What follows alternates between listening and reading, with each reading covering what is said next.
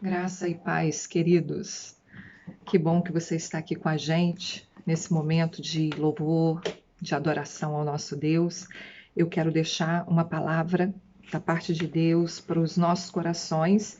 E essa palavra está em Cântico dos Cânticos, no capítulo 2. Eu vou ler apenas o versículo 14, apesar de querer falar de alguns versículos um pouquinho antes. Diz assim o versículo 14: Pomba minha, que andas pelas fendas das penhas, no oculto das ladeiras, mostra-me a tua face, faze-me ouvir a tua voz, pois a tua voz é doce e o teu rosto formoso. Quando nós nos deparamos com o livro de Cântico dos Cânticos, nós sabemos que estamos diante de um oásis ao sair do deserto. Cântico dos Cânticos é o Santo dos Santos. Cântico dos Cânticos é o Éden, ou para onde o Éden deveria ter ido. É interessante que quando nós olhamos o decorrer dos capítulos, começar do primeiro capítulo, segundo capítulo de Cântico dos Cânticos, há uma introdução que faz com que a gente perceba que há muita similaridade entre Cristo e esse noivo que é apresentado aqui, esse rei que é apresentado aqui em Cântico dos Cânticos. É notório a conversa, o amor, a troca, entre Cristo e a sua igreja, representada aqui pela noiva.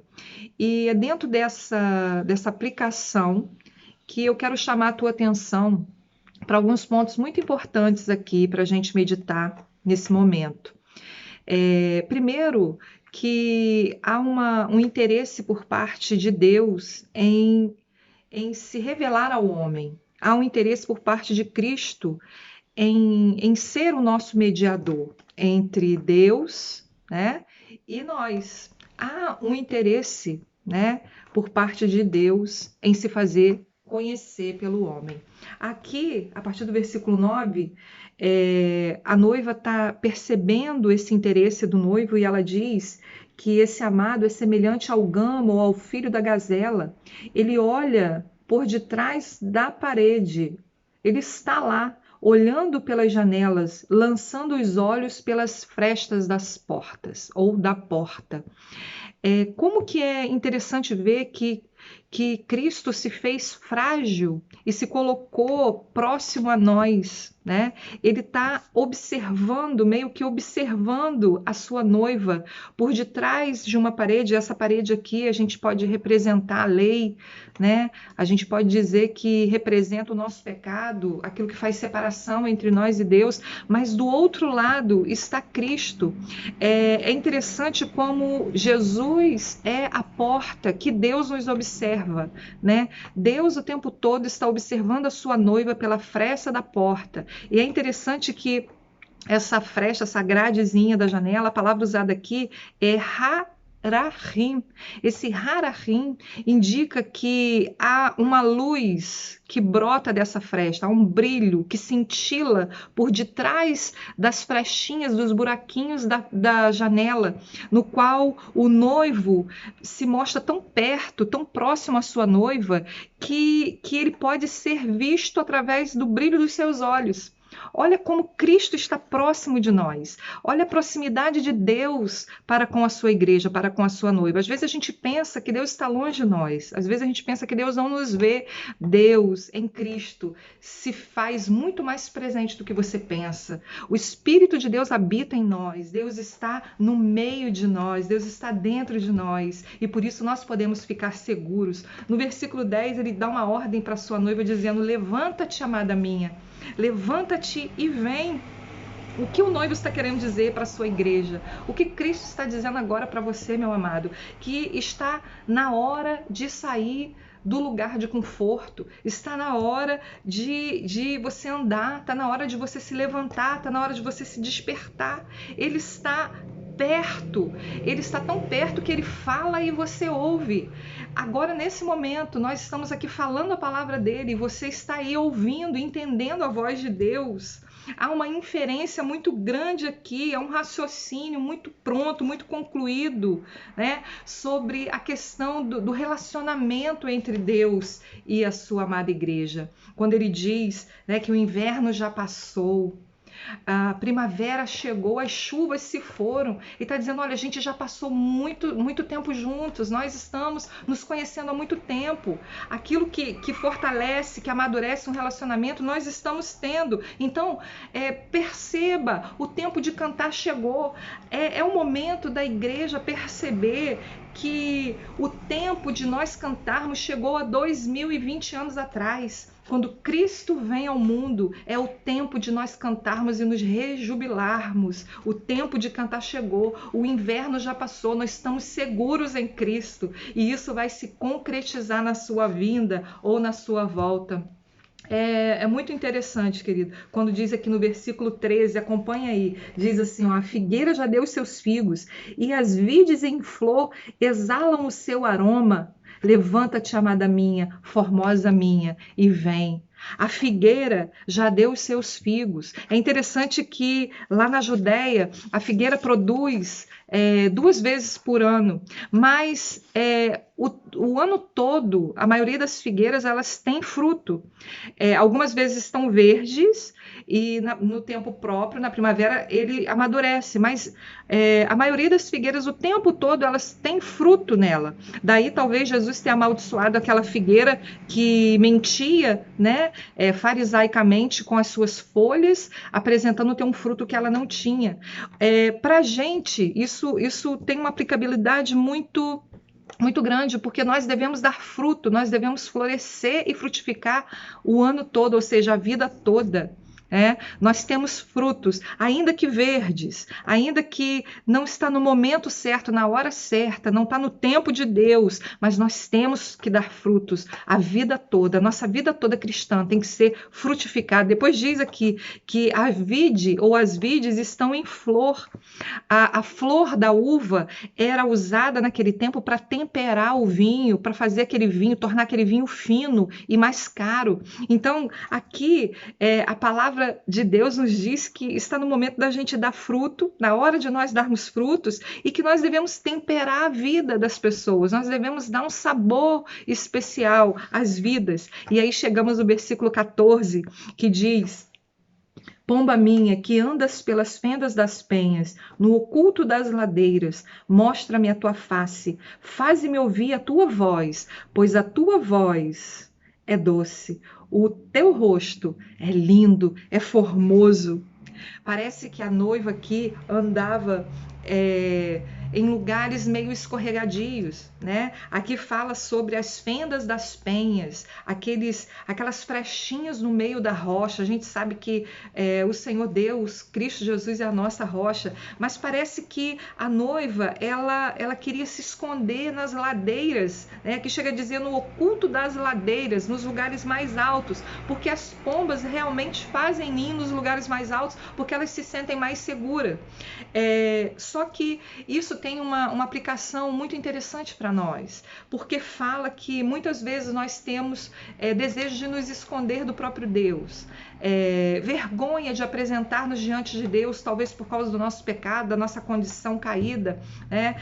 Eu me lembro que a primeira palavra que Deus diz a Adão após o pecado, que Deus começa a procurar ele ali no jardim, ele diz: Adão, onde estás? Né? Deus nessa hora ele está dizendo para cada um de nós: aonde você está? Eu quero te ver, eu quero estar com você, eu quero falar com você. E Adão ali diz, né? Eu tive vergonha, tive medo e me escondi.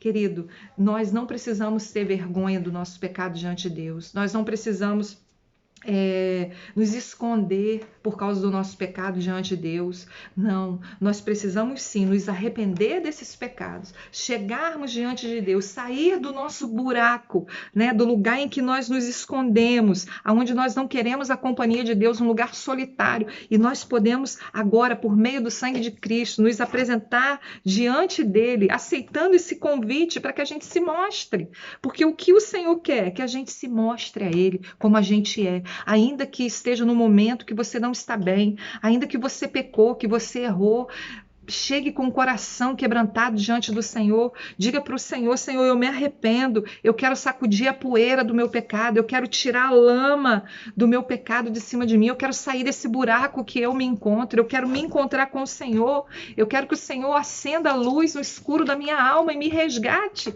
E o Senhor, mais que depressa, Ele te diz: faze-me ouvir a tua voz. Faze-me ver a tua face. Olha que noivo apaixonado é o nosso Deus. Olha que noivo completamente abandonado pelo seu amor é o nosso Deus. Ele deseja que nos mostremos publicamente a Ele. Ele deseja e Ele nos encoraja a nos mostrarmos a Ele. Ele diz: vem, faze-me ver o teu rosto. Eu quero ver o teu rosto.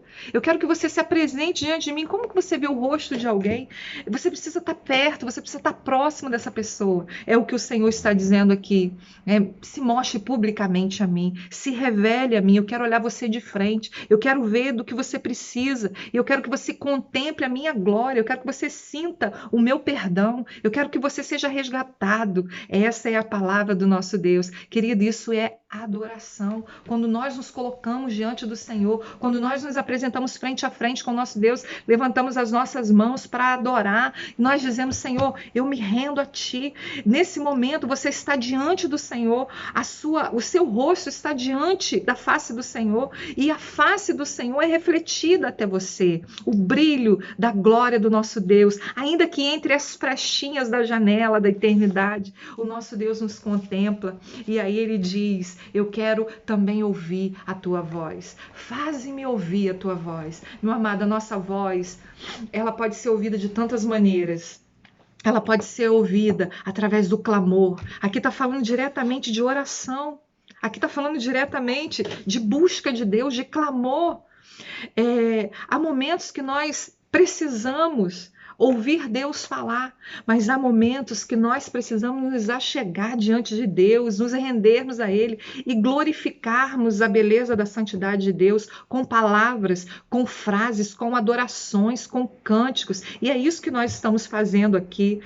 O convite do nosso Deus: faze-me ver a tua face. Eu quero ver você como você é, e faze-me ouvir a tua voz. Se há algo que alegra o coração do nosso Deus, é quando a igreja busca ao Senhor em oração, em clamor e em adoração. Que você, nessa noite, que você, nesse momento, aí onde você está, que você venha se render a Ele, que você venha descer desse lugar escuro que você está, desse ninho que você se escondeu, talvez até por medo de se apresentar diante de Deus, que você desça, que você se mostre seu rosto a Ele, que você faça ao Senhor ouvir a tua voz, levante a Ele o teu clamor, levante a Ele a tua adoração, que você exalte o nome do Senhor. E por fim, aqui, o nosso querido autor de Cântico dos Cânticos diz: o meu amado é meu, eu sou do meu amado. Em hebraico, ani ledod, vedod li, eu sou completamente dele.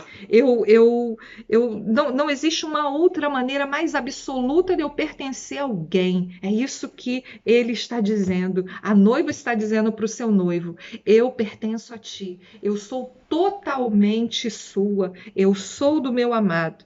Meu amado é meu. Eu creio, querido, que nesse momento o Espírito Santo já está falando ao teu coração. Eu creio que nesse momento o Espírito Santo já convenceu você que você precisa se achegar diante de Deus, que você precisa se render diante do Senhor, que você precisa se entregar a Ele, sair do escuro da tua alma, pedir a Ele que venha olhar para você, ainda que você não perceba totalmente a presença dele ali, aos seus olhos, mas ele está do nosso lado, tão perto que você pode ouvir agora a sua voz. Eu quero orar com você. Pai querido, que nessa hora, Senhor, aquilo que eu não consegui expressar, porque a tua palavra vai muito além daquilo que eu consiga interpretar. Pai, que o teu Espírito faça isso, que o teu Espírito se mova, ó Deus, dentro do coração de cada um que está ouvindo agora esta palavra. Pai querido, leva-nos nessa hora, Senhor, a nos rendermos totalmente a Ti. Pai querido, queremos mostrar o nosso rosto a Ti. Ti. Queremos nos render a Ti em adoração e em oração. Queremos, Senhor, fazer com que Tu te alegres nesse momento, que o Senhor ouça a nossa voz, a voz do nosso coração. Pai, abençoa, Senhor, cada família, cada lar, cada pessoa, em nome de Jesus. Amém. Que o Senhor te abençoe e te guarde, que o Senhor faça resplandecer o seu rosto sobre ti, que Ele tenha misericórdia de ti e que Ele mesmo te dê a paz. Que Deus abençoe em nome de Jesus.